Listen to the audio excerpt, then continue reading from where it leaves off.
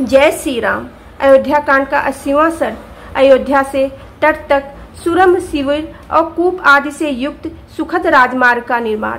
तत्पश्चात ऊंची नीची एवं सजल निर्जल भूमि का ज्ञान रखने वाले सूत्रकर्म छावनी आदि बनाने के लिए सूत धारण करने में कुशल, मार्ग की रक्षा आदि अपने कर्म में सदा सावधान रहने वाले सूरवीर, भूमि खोदने या सुरंग आदि बनाने वाले, नदी आदि पार करने के लिए तुरंत साधन उपस्थित करने वाले अथवा जल के प्रवाह को रोकने वाले वेतन भोगी कारीगर, धवई, रथ और यंत्र आदि बनाने वाले पुरुष, बढ़ई, मार्ग रक्षक, पेड़ काटने वाले रसोइये, चूने से पोतने आदि का काम करने वाले, बांस की चटाई और सूप आदि बनाने वाले, चमड़े का चार जामा आदि बनाने वाले तथा रास्ते की विशेष जानकारी रखने वाले सामर्थ्यशाली पुरुषों ने पहले प्रस्थान किया।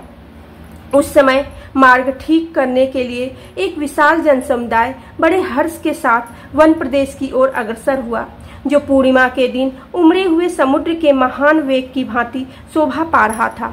वे मार्ग निर्माण में निपुण कारीगर अपना अपना दल साथ लेकर अनेक प्रकार के औजारों के साथ आगे चल दिए। वे लोग लताएं, बेले, झाड़ियां, ठूंठ वृक्षे तथा पत्थरों को हटाते और नाना प्रकार के वृक्षों को काटते हुए मार्ग तैयार करने लगे। जिन स्थानों में वृक्ष नहीं थे वहां कुछ लोगों ने वृक्ष भी लगवाए। कुछ कारीगरों ने कुल्हाड़ों, टंकों, पत्थर तोड़ने के औजारों तथा हाशियों से कहीं कहीं वृक्षों और घासों को काट काट कर रास्ता साफ किया। अन्य प्रबल मनुष्यों ने अब उनकी जड़ें नीचे तक जमी हुई थी, उस कास आदि के झुरमुटों को हाथों से ही उखाड़ फेंका। वे जहां तहां ऊंचे नीचे दुर्गम स्थानों को खोद खोद कर बराबर कर देते थे। दूसरे लोग कुआं और लंबे चौड़े गड्ढों को धूलों से भी पाट देते थे। जो स्थान नीचे होता वहां सब ओर से मिट्टी डालकर वे उन्हें शीघ्र ही बराबर कर देते थे। उन्होंने जहां पुल बांधने के योग्य पानी देखा वहां पुल बांध दिए, जहां कंकरीली जमीन दिखाई दी वहां उसे ठोक पीट कर मुलायम कर दिया और जहां पानी बहने के लिए मार्ग बनाना आवश्यक समझा वहां बांध काट दिया। इस प्रकार विभिन्न देशों में वहां की अवस्था के अनुसार कार्य किया।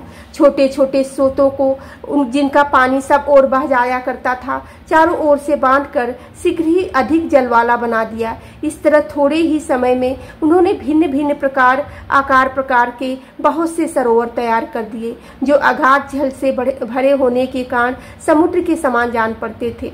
निर्जल स्थानों में नाना प्रकार के अच्छे अच्छे कुएं और बावड़ी आदि बनवा दिए, जो आसपास बनी हुई वेदिकाओं से अलंकृत थे। इस प्रकार सेना का वह मार्ग देवताओं के मार्ग की भांति अधिक शोभा पाने लगा। उसकी भूमि पर चूना, सुर्खी और कंक्रीट बिछाकर उसे कूट पीट कर पक्का कर दिया गया। उसके किनारे किनारे फूलों से सुशोभित वृक्ष लगाए गए थे। वहां के वृक्षों पर मतवाले पक्षी चहक रहे थे।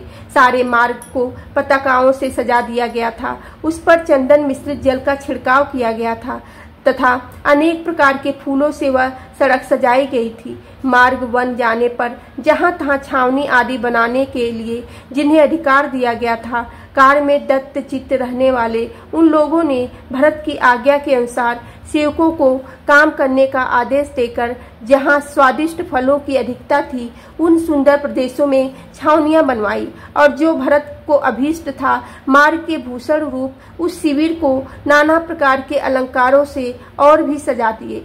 वास्तुकर्म के ज्ञाता विद्वानों ने उत्तम नक्षत्रों और मुहूर्तों में महात्मा भरत के ठहरने के लिए जो स्थान बने थे उनकी प्रतिष्ठा करवाई। मार्ग में बने हुए वे निवेश इंद्रपुरी के समान शोभा पाते थे। उनके चारों ओर खाइयां खोदी गई थी, धूल मिट्टी के ऊंचे ढेर लगाए गए थे। खेमों के भीतर इंद्र नीलमणि की बनी हुई प्रतिमाएं सजाई गई थीं। गलियों और सड़कों से उनकी विशेष शोभा होती थी।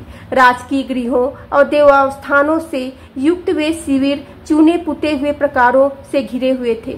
सभी विश्राम स्थान पताकाओं से सुशोभित थे। सर्वस्त्र बड़ी बड़ी सड़कों का सुंदर ढंग से निर्माण किया गया था। विटंगों और ऊंचे ऊंचे श्रेष्ठ विमानों के कारण उन सभी शिविरों का बड़ी शोभा हो रही थी।